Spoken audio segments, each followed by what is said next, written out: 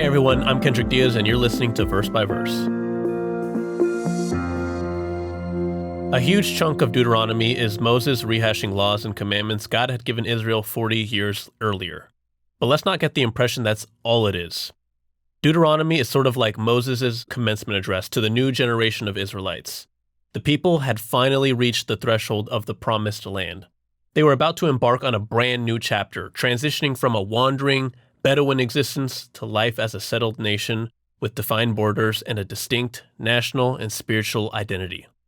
But the road up to that point had been very bumpy, to say the least. And when Moses looked back on that history with them, he didn't whitewash it. He reminded them about the rebellions. He reminded them about how Israel had tested God, all the griping and groaning, the whole messy story. Why?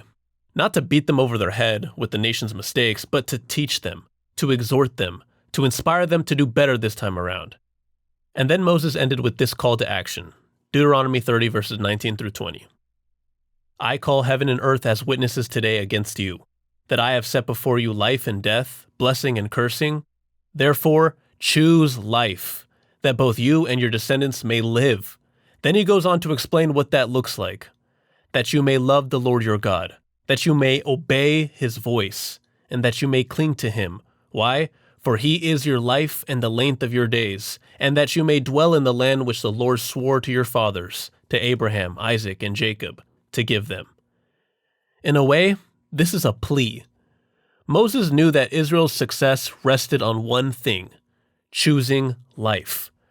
See all Israel's errors up to that point, the golden calf incident, the bad report, Korah's rebellion, stemmed from their refusal to choose life. And they suffered for it, needlessly. And all Israel's errors after entering the promised land, it was the same story. They didn't choose life and they felt the consequences. National decline, military defeat, exile.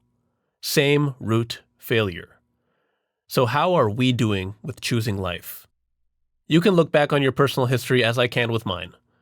What have been the effects of not choosing life? The moments we didn't love God, didn't obey him, didn't cling to him. What fruit did those choices bear? Nothing good, huh? But like the Israelites at that moment, the decisions we make from here on out are in our hands. There's nothing fatalistic about this passage. Moses wasn't telling them it was too late or that they were doomed. He was urging them to make the right choice. They had the commandments of God. They had the experiences of their history to look back on. They had the clarity of seeing firsthand the blessings and curses of God. Now it was their choice to make, what they were going to do. And we're in a similar position. We have the Bible. We've seen the effects of choices, our own and others. We know the future God has planned for us, and we know how eager he is to bring that future to pass. But what will we do with that? God wants us to choose life. Let's do that. Verse by Verse is a Life, Hope, and Truth podcast. Check out the show notes to find more free content, like videos, articles, and booklets in our Learning Center.